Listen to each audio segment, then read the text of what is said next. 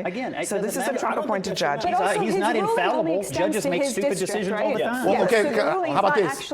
So you say the judge is stupid. How do we know that the president is stupid? I'm sure that's your opinion. Well, it certainly is. But he won the election. And so what does that mean? I don't think anybody, listen. So now we've got Scott Jennings and Abby Phillips going head-to-head over immigration, due process, and whether the president can just declare we're under invasion without Congress. Seriously?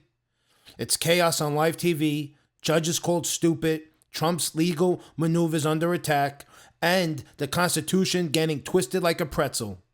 Buckle up, because this debate exposes just how far the left will go to justify illegal immigration and destroy the system we rely on. These individual judges are overstepping. What you're essentially saying is that the president, who is the commander-in-chief, cannot determine when we are being invaded. An individual district court judge is going to decide that? No, thank you. Can I just ask a simple question? Who gets to decide whether the United States is at war? The president, in my opinion. No. If we're being invaded, I want the commander-in-chief to know. Scott, no. It's actually the Congress. You're asking if we're being invaded. I'm asking. You want to call Congress and see if we're being invaded? I'm asking a basic constitutional We'll be taken question. over before they ever get to the committee room. Who gets to decide whether the United States is at war? The answer is Congress. I'm talking about if we're being invaded. So when the president says we're at war, he has to show we're actively at war. And not really what he needs to do is go to Congress. Well, you guys discuss it in committee. We'll let in another 20 minutes. Wait a second, though. I thought the genius of our system was that we weren't beholden to one guy's opinion. That the genius of the American system of government was that we had 3 co-equal branches, and in those co-equal branches, decisions were made about how we go about doing things. Now, we want to tear that to shreds so that we can kowtow to one guy's opinion, then we are in a monarchy. We're being ruled. What's the distinction between strikes and whether the United States is actually at war with an entity or a nation? And there is a distinction. Now, nobody is saying here Trump can't deport people because, Barack Obama deported a lot of people. And that's Sochi. Yeah, you remember this. Yeah. He deported a lot of people, and he did so based on the existing law. It is possible to do. It's not an applicable law. That's right. Go ahead. As a lawyer, I would like there's an a answer. determination that law has to be used at wartime when there's an invasion. But war's different than it was in 1812. No, we cannot use colloquialisms to say, we're generally at war. The Houthis are not a country, and yet we're bombing them. But let's be clear about this. Nobody is saying that Trump doesn't have the ability to deport people. He has the ability to deport people, and he should, right? There was a lot of people coming in that should not be here. He has the right to do that. But he's trying to use this act to get around due process. And the court is saying this act does not apply. They're not telling him not to deport. They're saying use the process that's in place because this act does not apply. As much bureaucracy and red tape as possible. No, it's not bureaucracy. It's not red tape. It's the law. What we're trying to do is use the law. The law. I mean, look, is it such a big problem to say you can do things, but you have to do them lawfully? There's a process We to think them. this is lawful. But it's not. No, but the It's court not. just said it's One not. judge, one stupid judge, and I want to see what the rest of them say. You know it's stupid. You know Why what's is else that that's called? stupid? I Because he guess we have to disagrees remind with the everybody assessment here of that Donald Trump Trump. appointed this judge. I don't care. Okay? Again, it so this doesn't is a matter. Trump-appointed judge. He's not infallible. Judges make stupid decisions all the time. Well, okay, how about this?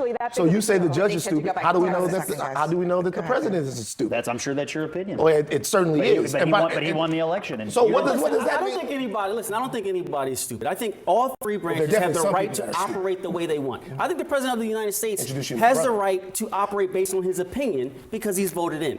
But the judicial branch has the right to interpret the meaning of the law the way they see it. That's their right. And to make proof of requirement. This is a key question. What if another group of people, say not illegal aliens, but just some other group from somewhere else, actually came to the shores of the United States, not a nation, but say a group, any kind of group, and actually did come ashore and try to invade, I don't know what else you would call it, the United States? Would you run to court and ask a federal judge if the president of the United States can we defend the nation now? But that's can not we what stop that's not what we're talking It about. is. They're coming across. You were also Let's just cut through the nonsense. Trump's use of the Alien Enemies Act isn't some overreach. It's a necessary shield for the American people. We're in a situation where our borders are wide open. Millions of illegal aliens are pouring in, and some of them are known criminals, even MS-13 gang members. The idea that we should sit back and let a single federal judge decide whether we're being invaded is absurd. The president, the commander-in-chief, has a duty to protect this country. When the system is failing, when Congress drags its feet, the president has to act decisively to secure our safety. These bleeding heart critics, including Abby Phillips and her crew, want you to believe Trump's trying to skirt the law. But what they don't tell you is the law, the Alien Enemies Act, gives the president the authority to remove dangerous foreign nationals when our nation is under threat. And don't let them fool you with this due process distraction. What about due process for the victims of violent gangs? For the families torn apart by cartels and drug smugglers? Trump isn't bypassing justice, he's delivering it. He's putting America first, and if a few legal challenges come with that, so be it. This is bigger than legal semantics. It's about survival. It's about defending American families, businesses, and communities from chaos. Trump is using every tool at his disposal to stop an invasion. And instead of standing behind him, we've got people whining about procedure. The reality is simple. Without action, the invasion continues, and American citizens pay the price. Trump's not exceeding his authority, he's fulfilling his responsibility. And that's exactly what real leadership looks like. Generalizing here. You were talking about, yes, I agree with you. I agree with you, Scott. But what's the that difference? Hold on, What's the listen to me. difference? Because there will be a declaration of war, and then the act would if there are gang members, and if they're killing or raping women in this country, they should absolutely be deported, and there should be deportation orders, and there should be a process, and there is a process to deport them. You were saying that every person that is here illegally is raping people, and No, that I is did not not say that. true. You're You're saying they're You're all lying. part of these gangs. lying. They're You're invading our country. They're doing all these things. You're certainly They are associating them. They're not all violent, but they are all not all criminals. violent. But They are they not are all all- but violent. they are all And criminals. everybody, whether they are 2 years old or whether they are 90 years old and have been in our country the entire time, they deserve a process. The criminals. I'm sorry, the what criminals process did they follow should to get leave. here? The process of breaking our laws? Well, because there is a law. There are laws in order, and there are deportation proceedings to get these people out of our country. Listen how long the you want this to last. 99-year-old who is here It'll did last not forever. invade our All country. It'll right, last Batia, forever. let me let you get a word in. Well, to me, like the energy in defense of these gangbangers. I'm not defending them. I people said that gangs should leave. Hold on I a feel second, like one at a that time, poem one where at a it's time. like, first they came for the guy who beats his wife, and I said nothing because I don't beat my wife. And then they came for the guy who said, I love killing Jews. And I said nothing because I don't love killing Jews. And now they came for the gangbangers, and I said nothing. Can I say something real quick? Hold on a Do second. you know why that triggers me?